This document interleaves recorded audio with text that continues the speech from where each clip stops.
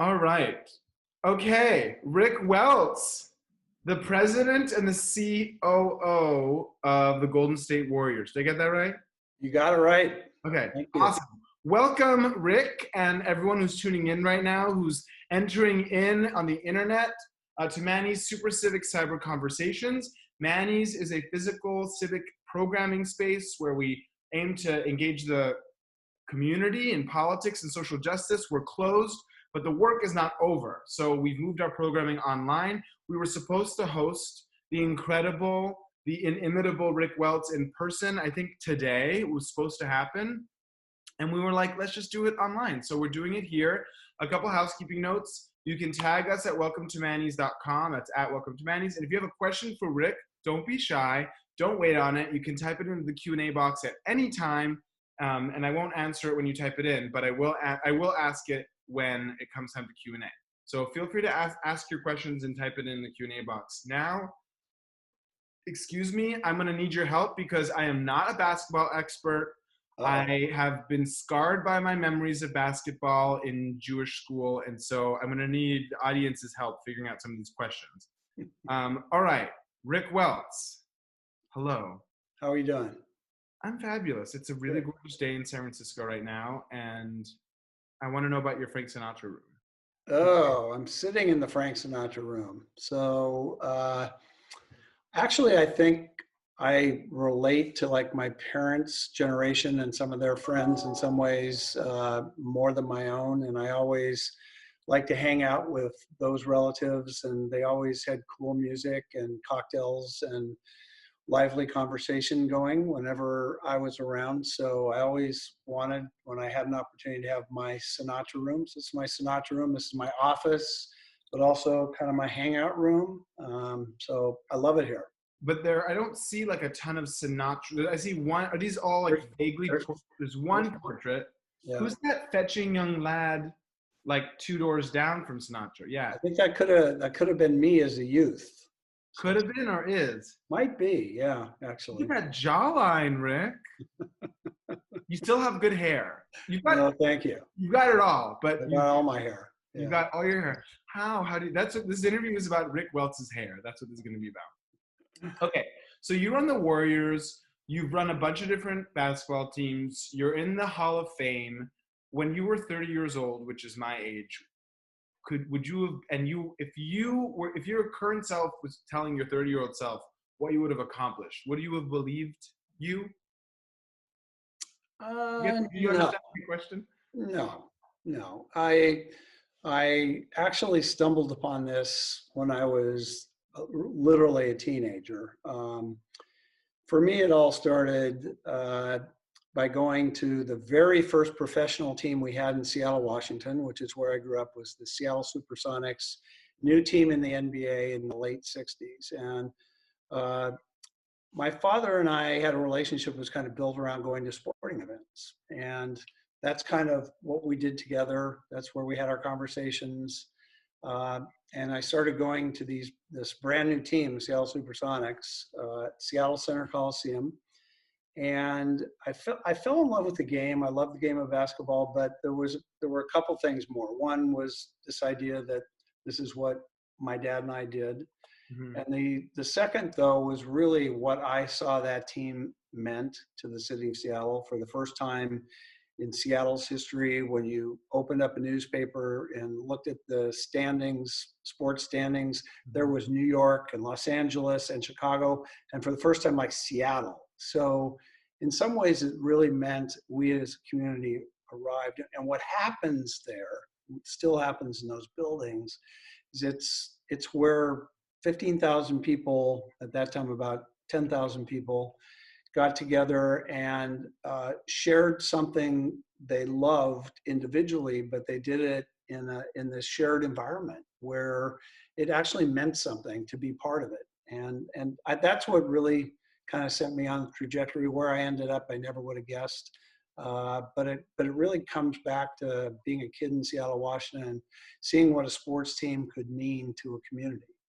Okay, can you help me understand that a little bit? I'm just gonna like show my true colors, as Madonna said, because I grew up in an Orthodox Jewish family, sports were not. My father and I did not play sports together, right? That was not a thing. Even though I had to, I was in a Jewish sports league. I had to be in Jewish sports growing up. I hated it, and so sports was not part of my upbringing really. And I have to say, like, I have gone to sports games and really loved it, and I've like watched the World Cup and I really felt it. And I interviewed Larry Bear and we talked about when the Giants won the World Series and the pride. And I've been to Golden State Warriors games, and when I'm there, it's like it's awesome.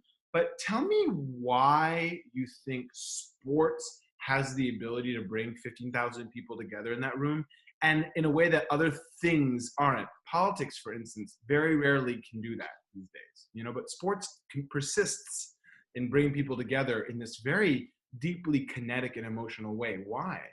Yeah, there aren't very many things that do. Actually, you've named them both. Sports and religion tend to be the two things Right. where people gather in large numbers and share an experience like that. So I just think that we all are all frustrated athletes growing up. A lot of us hated going to sporting event or playing sports, but I enjoyed it, but I was never that good at it. But I always had those moments on the patio in the backyard where I imagined like I was Michael Jordan and there were 3 seconds left in the game and I took that shot and I was the best I could possibly be that day and be a hero. And I think that anybody who, experiences sports loves to see it played at a different level than you ever could imagine doing it. But the community aspect of it, I think, is what's special about it. It is this idea that we wear the names of our cities on our uniforms. We're representing something bigger than a sports enterprise. We represent our city when we go out and play these games, and it's a rallying place where people that have nothing else in common can share that experience and talk to each other through sports. Sports has always been the place where social issues intersect. Like the people who say like we should keep politics out of sports don't know anything about sports, because politics and sports historically have always been intertwined, whether they're race issues, whether, whatever the issues are going to be. Sports is a comfortable place where people, again, who have nothing else in common can have a conversation through sports because they share that in common. But I really believe it adds to the culture of the city, just the way our opera does, the way our ballet does, the way things like that does. It adds to the character of a city and it adds to the experiences that you can have living in a city. When did you know you were gay, Rick? Honestly, I think I knew from forever. I think Forever. Yeah. From tadpole status, you just came right out of the womb. Basically, I was different, but I didn't want to be different. And where are you from originally? Seattle, I Washington. didn't say that. And were you ever in the closet? I mean, I guess you must have been. When did you come Oh, out? yes. Well, Oh, yes. define come out, right? To family and friends. Yeah. When did you come out to yourself? Meaning you were like, I'm going to I am gay and I'm not going to change and this is who I am. And then when did you start like moving about the world in an openly gay manner, I guess? Yeah. Of course, we're always coming out, and I'm sure even you still meet people all the time in the sports world and they don't know that you have a husband and you have to like out yourself still. Yeah, when did you come out? So I think for me, my teenage years were really key. I think like I kept thinking like, I know I have these feelings, but I think it's a phase I'm going to go through. So I'm going to wait till I'm 16 years old to really worry about this, or I'm going to wait till I'm 17 years old till I really worry about it. But then I'm 18 years old, and I had I was living in a fraternity house at the University of Washington with 60 guys, right? Sounds good to me. I loved it. I loved everything about the camaraderie. I can only imagine why, Rick. But I remember I went to school in Seattle. I went to the University of Washington. I remember one night being home visiting my parents and having like little bit of my own little nervous breakdown, and like, I don't know, I don't know how I'm going to get through this, and getting up and writing like a 10-page letter, sneaking out of the house, going down to Magnolia Congregational Church and sliding that letter under the door of a young minister. And I remember like it was yesterday, like when it went all the way under the door, knowing I can never take that back. Right. Oh my God. And then did you talk to the minister afterwards or? So he came out to Delta Chi fraternity. Poor guy, probably young minister, had no idea what to tell me, like had no clue how to, so I kind of, honestly, I kind of like, that was kind of end of a period for me with kind of my religious background, because there was nothing he could say or do that made me think there was anything that I could do about, the way I felt in my sexuality was completely at odds with the way I saw myself every other way, like my love of sports, the things that I like to do, the people I like to hang out with. Yeah. Like, it just didn't fit. I couldn't understand how it was ever going to fit in as being me, right? Yeah. So, but by my early 20s, I had my first partner. My parents, my family, like that part of it was always, from that point on, was always wonderful and supportive and great. But I chose, for whatever reason, to keep it out of my work life until much, much later in my career. So we're going to get to, current day coronavirus warriors, all that. But I am really fascinated by your story. And I'm always interested in how a trailblazer blazes a trail. Like what is it about that person? And yeah, like, what do you think it was about you that allowed you to continue to pursue a career in sports, knowing that there weren't a lot of folks that were like you in it? It's certainly not at the highest levels. Well, I don't think I ever acted any differently then than I do now or will in the future, right? I came to work as me. I didn't create a second life. I didn't make up stories about having girlfriends or anything like that. I kind of put a wall around myself that people respected. Like, interesting that Rick never asked what I did last weekend or who I was with. He maybe doesn't want me to ask what he was doing last weekend or who he was with. And I was myself in every aspect other than that. So, but you really hit on what was bothering me for so long. There was nobody like me that I could look at and say, wow, that turned out really well. There was nobody that I could look to and say, boy, that executive in sports took that step. I want to be like him. And it really worked. It worked out just fine. So it's like that fear of the unknown. How would it affect the thing that I love to do more than anything else, which is, to be a part of a sports industry? Would it limit me in terms of my opportunities? How would people react to it? I don't want it to hurt that. I want to continue to be able to do everything that my ability allows me to do without that being an obstacle to it. And now look at you, Rick. Now you're that guy. Well, I mean, now you are the person that 13-year-old who's shooting the Michael Jordan shot in his backyard is thinking, I can be like Rick Welts. Like, I could be in the Hall of Fame. I could run the most successful NBA team ever, I can own a fucking stadium. You know what I mean? Like, I can be like Rick Welts. What does that feel like to be kind of like a gay icon in the sports world? Well, I hope there are those kids out there. You're like the Cher of sports. Oh, at least I'm going to have a lot of comebacks to look forward to. So you'll never die. No, but you're really on to the thing, right? Like, why, at the point in time that I chose to, did I choose to take that step? And it was because, at the end of the day, it was because if I could be that person that I never had to one kid out there, the whole thing would be worthwhile. But it was like, I didn't know what to do. I made the decision that I wanted to come out. Okay. This is in 2010. And I was in New York City, and I asked a friend of mine to have dinner with me, who's ran a big PR firm, media relations firm in New York City, and his name was Dan. And invited him to meet me on for dinner. So the scene's gonna look great in the movie. It was a snowy night on the Upper East Side. We were Oh, at a table in the window. I could see, oh, right? I love It's it. like it was like, so Dan, here's the deal. Here's my story.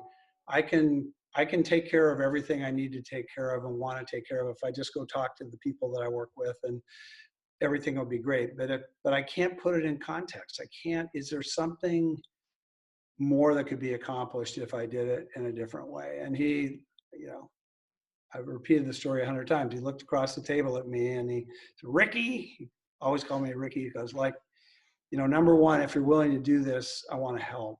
And second, I think it's page A1 New York Times. And I described that as my oh shit moment, right? That was, Yeah, wow, okay. If yeah, that's really true, then there is something else that could be done here. So totally. that, you know, fast forward to May of 2011, that's exactly what happened. So, Well, I'm proud of you, and I'm thankful for you.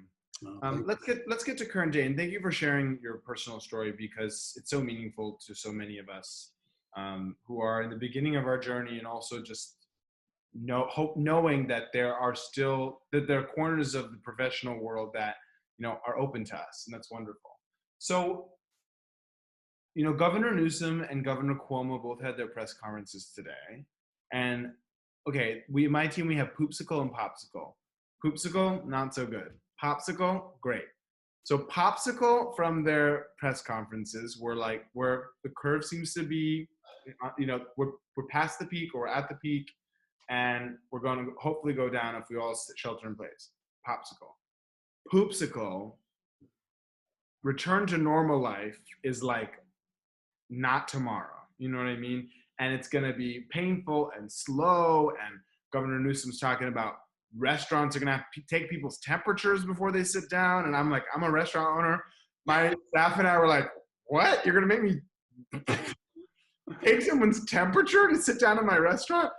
And that's not even your neck of the woods. I mean, you have a huge venue. So I'm sure you're also, listening and talking, and like, what are you thinking about in terms of the space that you have and that you've created, not just for basketball, but for concerts and large events? Well, you're on to the thing that everyone in the world is talking about right now, right? How are we ever going to return to normalcy? Yay for us, and yay for us in the Bay Area Yes. that the response was what it was when it was. Yes. But we're human beings, and human beings, in my view, are not engineered to live life like this for long, long periods of time. We're human beings. We need the social interaction. Right. And so we're spending all of our time at the league level, at the team level, thinking about how are we going to create an environment that people perceive as safe and that they're excited about returning to. And it's your restaurant. It's certainly Chase Center. I got a dear friend who used to be the president of Disneyland and Disney World that I spent a lot of time on the phone with yesterday talking about Disney's plans. Think about that. Like, yeah, wow. I mean, when are people going to want and feel comfortable going back in an environment where there are lots of other people? So it's not all we're thinking about, but it's certainly right at the top of the agenda on how this is going to happen. And there's things that we're doing. I mean, already we're using this time to say, how can we create some different elements of the experience that people will enjoy? Like, we've been talking for quite a while about a cashless environment, like never having to hand money to somebody to buy a hot dog, that right. everything would be done in a cashless environment. Right. We've put off a little while going to all digital ticketing, where we, eliminating paper tickets when people are touching paper tickets. Like, Yeah. what kind of state-of-the-art cleansing procedures can we use for public spaces? The hardest part for us is like it is in your restaurant is that people are seated in close proximity to each other. So how do we deal with that? How are we going to do that? And is it going to change? It's probably not going to be the same the first day that we come back as it is, 3 months after that, it is 3 months after that. But we have our business model is kind of like your restaurant. Like our whole business is the live audience business. Yeah. That's what we do. Yeah. And, my restaurant, your stadium, pretty much the same. You know what I Pretty mean? much. Pretty much. Maybe a couple X larger, but pretty much I have a very small stadium on the corner. But all the same issues. But all the same issues. Same issues that Disneyland has.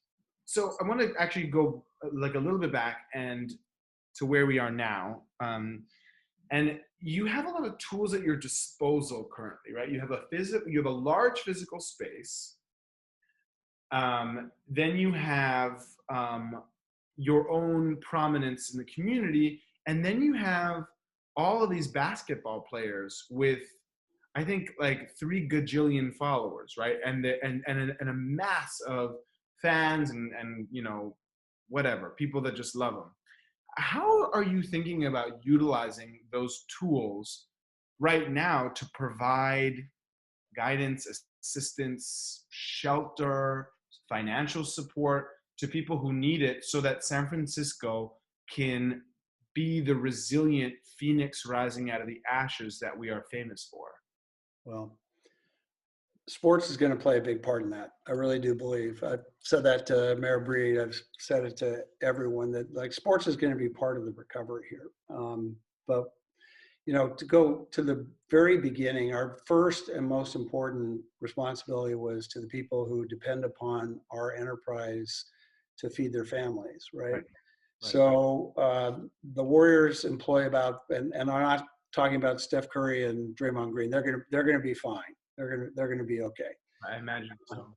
Yeah, but we have 500 full-time employees at Chase Center and the Warriors, and we have 1,500 part-time employees. And first focus was on part-time employees because those are people, many of whom live paycheck to paycheck or use this to supplement their income to get over the hump and to be able to pay rent and to buy food.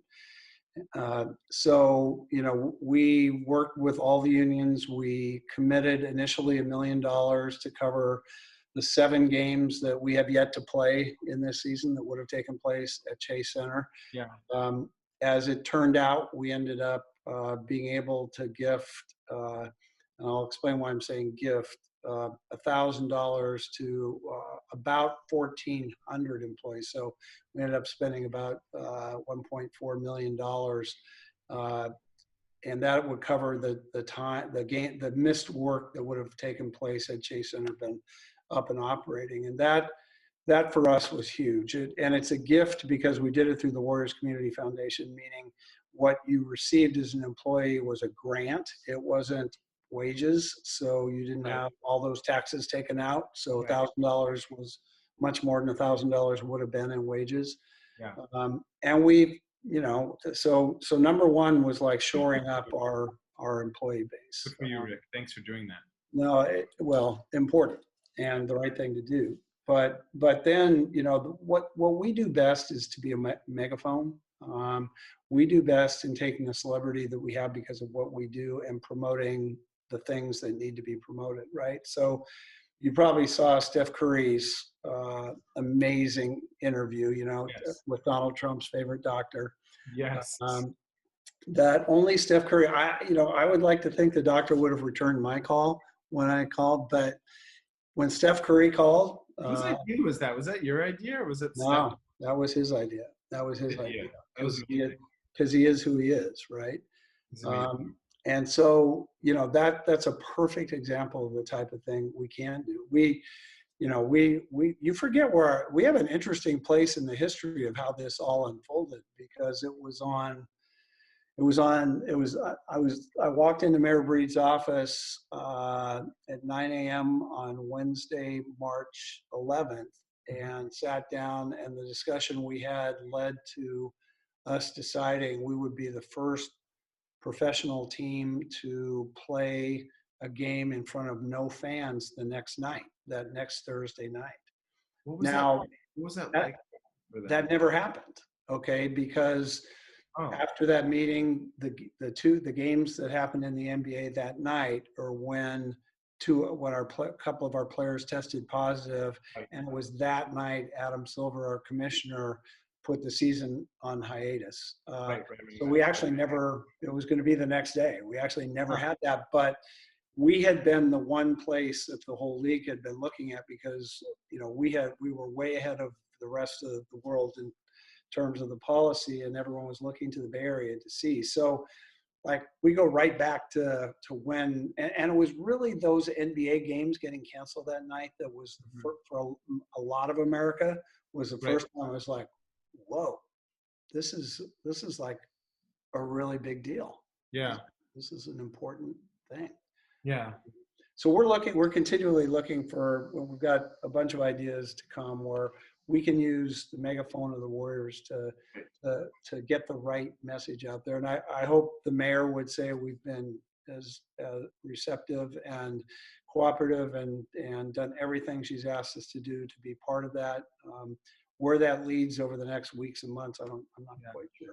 Well, I only have one or two more questions for you, and I want to get to some of these audience questions. So if you have a question in the audience, you can type it in now.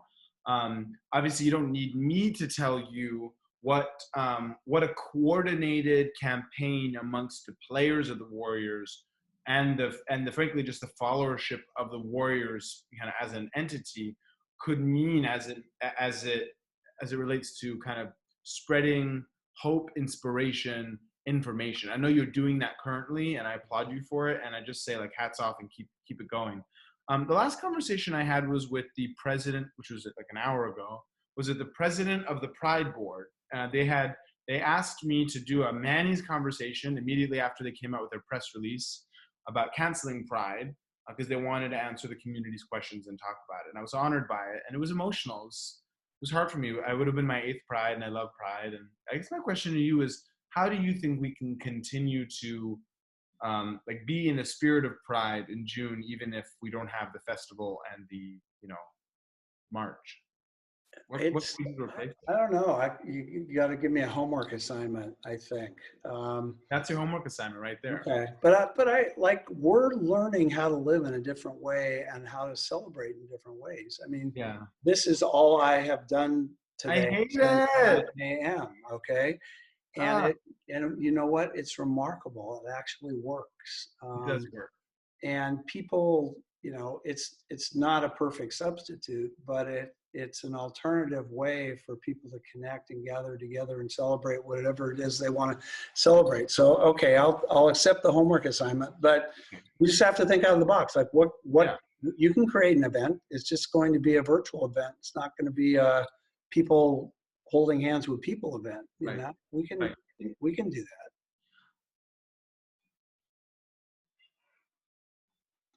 I just had a lot of ideas. Anyway, we'll get to the we'll have an offline conversation about ideas, and I think the Warriors could probably play a really big part in that also, because the thing is like, but what I feel like is the gold mine about sports is I think there's a definite Venn diagram between people who are really interested in politics and social justice and all that stuff, and people who are really interested in sports.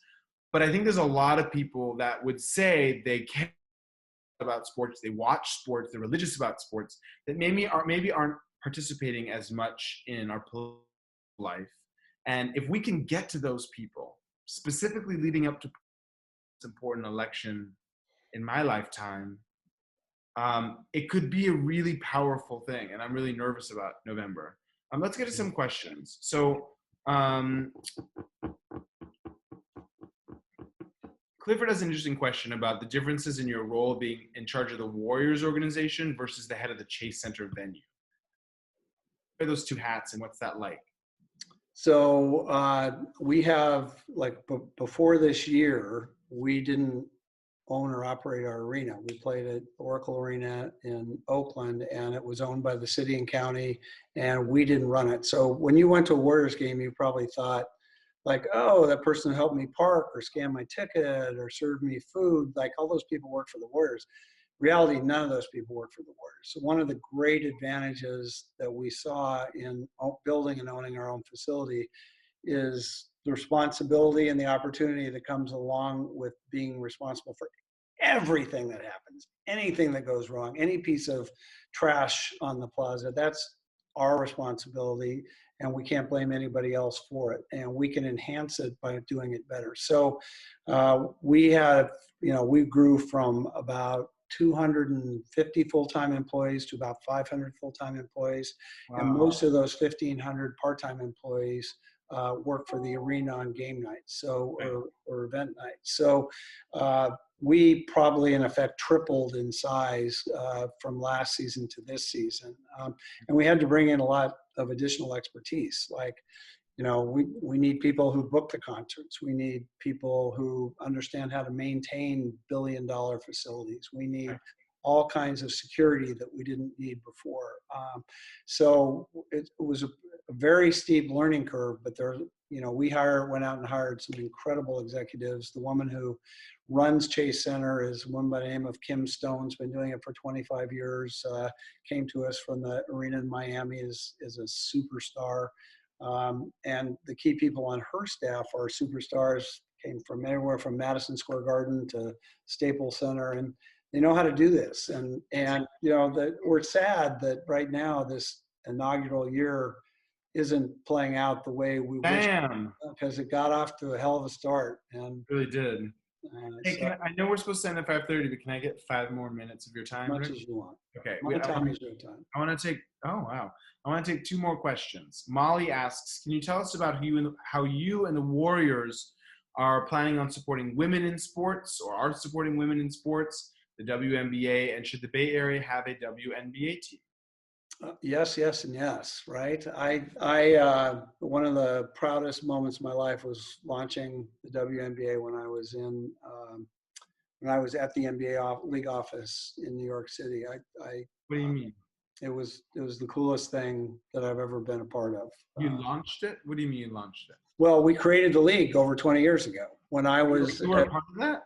Yeah, I was like the chief marketing officer for the NBA when we launched the WNBA. That's amazing. Yeah, no, and when I was in Phoenix, my Phoenix Mercury won 2 WNBA championships.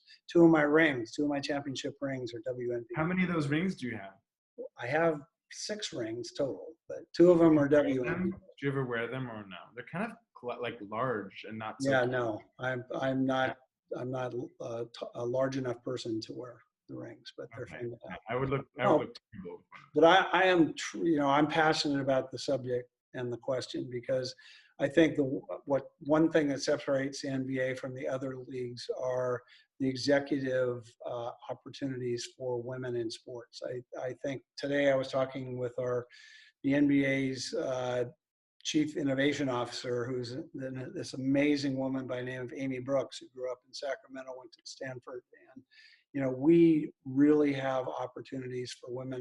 If you take a look, I'm so proud of the family photo of my senior executive team, because women play a huge role in running the Warriors and Chase Center. I just mentioned Kim Stone, she runs Chase Center.